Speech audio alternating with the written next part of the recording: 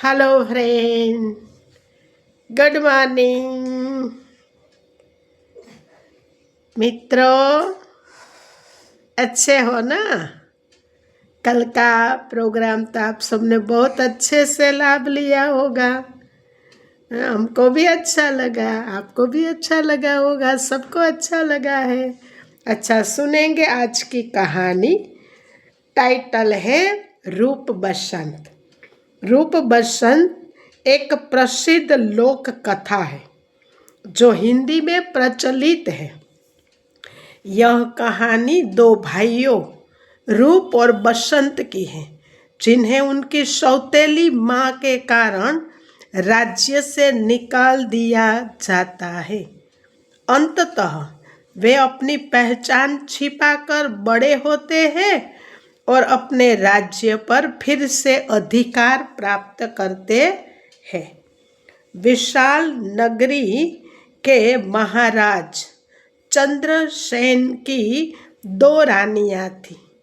एक सुनीति जो बहुत ही भक्ति भाव वाली थी, दूसरी कनकलता जो कि बहुत अभिमानी और अपनी ही मनमानी करने और कराने वाली थी। रानी सुनीति के दो बेटे थे, रूप कुंवर और बसंत कुंवर। दोनों ही बेटे बहुत ही एकाग्रता से राजविद्या पढ़ते थे।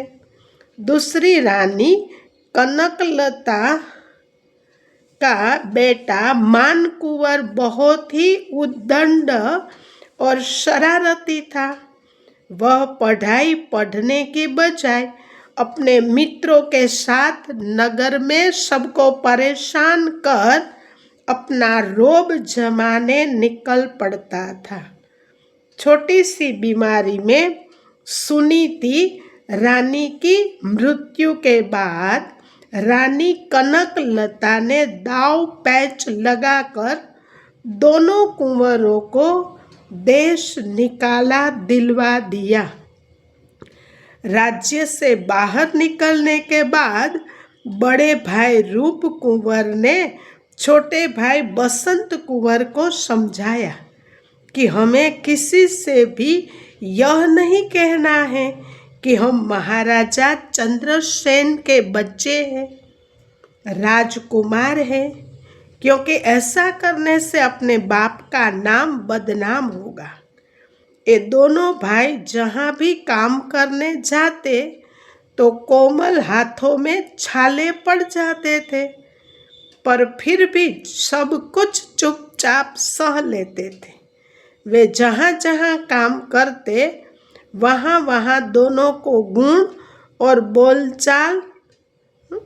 के गुण बोलचाल रॉयल्टी व्यवहार आदि को देख सब यही कहते कि ये कोई साधारण लड़के नहीं लगते हैं, ये तो जैसे राजकुमार लगते हैं।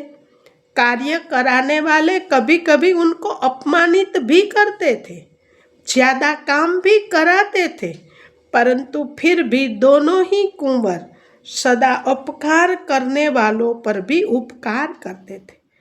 वे कभी किसी का काम बिगाड़ते नहीं थे। थोड़ा धन भी वे जरूरतमंदों को दान अवश्य करते थे। कभी भोजन करने बैठे और कोई मांगने वाला आ जाता तो जिसके घर पर काम करते थे वह उनको भगाने की कोशिश करता था, लेकिन रूप बसंत खड़े होकर अपना भोजन उनको दे देते थे। आसपास रहने वालों की समस्याओं को सुनकर उन्हें कुछ न कुछ सुझाव देते थे और अपनी तरफ से भी कुछ मदद अवश्य करते थे। पूजा पाठ आदि भी करते थे। जिस भी गांव में जाते थे वहाँ के लोग उन्हों के पास अपनी समस्या को लेकर स्वतः ही आते थे। एक बार उन्हें लगा कि हम छोटे छोटे गांव में काम करते हैं, इससे अच्छा है कि हम किसी बड़े नगर में जाकर काम करें। यह सोचकर दोनों भाई नगर की ओर चल दिए। चलते चलते घोर जंगल आया और रात हो गई। उन्होंने सोचा कि रात भर यहीं ठहर जाते हैं।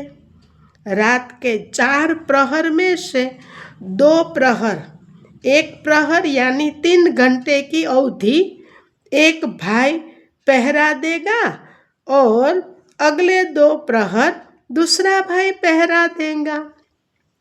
ऐसा निश्चित किया गया। सबसे पहले बड़े भाई रूप कुंवर ने छोटे भाई बसंत कुंवर को सुला दिया। 2 प्रहर पूरे होने पर भी बड़े भाई की छोटे भाई को जगाने की इच्छा नहीं हुई। 3 प्रहर पूरे होते होते अचानक बसंत कुंवर की आंख लग गई। आसमान में तारे देखकर उसने कहा, भैया आपने मुझे 3 प्रहर सोने दिया, अब आप आराम से सो जाइए। दिन भर चलने और 3 प्रहर जागरण की थकान के कारण रूप कुंवर गहरी नींद में सो गया। बसंत कुंवर जाग रहा था। उस समय पेड़ पर तोता मैना आपस में बात कर रहे थे कि इस पेड़ पर 1 साल में सिर्फ 1 ही फल पकता है, लेकिन यह फल ऐसा है जो इस फल को तोड़ेगा उसे विषैला नाग डसेगा और जो उसे खाएगा वह सुबह होते ही महाराज बन जाएगा। लेकिन महाराज बनते ही वह अपनी पुरानी याददाश्त भूल जाएगा, सिर्फ संस्कार इमर्ज रहेंगे। जब उसे कोई फिर से याद दिलाएंगे तब ही उसे पुरानी स्मृति आएगी। इसीलिए आज तक कई लोगों ने यह फल खाने की कोशिश की, लेकिन उन्हें विषैला नाग डस गया। तोता मैना की ये बात सुनकर बसंत कुंवर के मन में आया कि हम तो 2 भाई हैं। रूप कुंवर ने ये बातें सुनी नहीं है, तो मैं कैसा ऐसा करूं कि इस फल को तोड़कर बड़े भाई को खिला देता हूं ताकि वह महाराजा बन जाए, क्योंकि उनमें मेरे से भी ज्यादा प्रजा पालन का गुण है। वह प्रजा को बहुत सुखी रखेंगे। वह खुद फल खाकर महाराजा बन सकता था, फिर भी उसने फल तोड़कर तुरंत ही रूप कुंवर को जगाकर कहा, भैया इस पेड़ पर बहुत ही मीठे फल थे, मैंने तो बहुत खाए, अब 1 ही फल बचा है, आप इसे खा लो। ऐसा कहकर रूप कुंवर को फल दिया। थोड़ी ही देर में एक विषैला नाग आया और बसंत कुंवर को डसकर 1 पल में ही वहां से चला गया। बसंत कुंवर बेहोश हो गया। तब रूप कुंवर उसे उठाकर पास ही बहती हुई नदी के किनारे पर ले गया और डंस वाले भाग पर थोड़ा चीरा लगाकर पांव को बहते पानी में रखा ताकि खून के साथ जहर भी पानी में बह जाए। थोड़ा सा उजियारा होने पर उसे थोड़ी ही दूरी पर नगर दिखाई दिया। वह किसी वैद्य को बुलाने के लिए उस ओर दौड़ पड़ा। उस नगर के राजा को कोई वारिस नहीं था। राजा की मृत्यु के बाद राजपुरोहित ने कहा कि पूरे राज्य के लोग नगर चौक में इकट्ठे हो जाए और हाथिनी जिस पर भी जल कलश रखेगी वही उस राज्य का नया राजा बनेगा। उस अनुसार पूरे ही राज्य के लोग नगर चौक में सुबह होने से पूर्व ही पहुंच गए। दूसरी तरफ रूप कुंवर वैद्य को ढूंढने जब राज्य में गया तो हर घर खाली था। वह जब नगर चौक में पहुंचा, वैद्य से मिलकर उसको अपने साथ चलने की प्रार्थना कर ही रहा था, उतने में ही हाथिनी घूमती घूमती उसी स्थान पर आकर ठहर गई और उसने रूप कुंवर के सिर पर ही जल कलश रख दिया। कलश का जल सिर पर पड़ते ही रूप कुंवर पिछली याददाश्त भूल गया। सिर्फ राजाई के संस्कार इमर्ज रहे। साधारण रूप वाला रूप कुंवर, जो कि मूल रूप में राजाई कुल का ही बेटा था, अब सचमुच राजा बन गया। राज्याभिषेक होने के बाद जब उसने राज कारोबार संभाला तो पूरे ही राज्य में सुख शांति का साम्राज्य फैल गया। वह प्रजा को सब प्रकार की सुविधाएं देने का ध्यान रखता था। रात को और दिन में भी नगरचर्या करके लोगों के दुख दर्द को जान लेता और फिर राज दरबार में चर्चा करके समाधान करता। उसका प्रजा के प्रति इतना वात्सल्य था कि थोड़े ही समय में वह प्रजा प्रिय राजा बन गया। उधर बसंत कुंवर नदी के बहाव में बहता हुआ उसी नगर के घाट पर पहुंचा। तब कपड़े धोते हुए धोबी ने उसे बचा लिया और प्रयास करके उसे होश में ले आया। ठीक होने पर बसंत कुंवर ने अपने भाई रूप कुंवर को ढूंढने की कोशिश की। उसे पता चला कि वह इसी राज्य का महाराजा है, लेकिन उसे यह भी पता नहीं है कि पक्षी के कहने अनुसार कि रूप कुंवर सारी ही याददाश्त भूल गया होगा और मैं जब याद दिलाऊंगा तभी उसे याद आएगा। इसीलिए वह युक्ति रचकर राज्य दरबार में पहुंच गया और वहां जाकर एक गीत सुनाया, जिसमें अपनी पूरी जीवन कहानी सुना दी।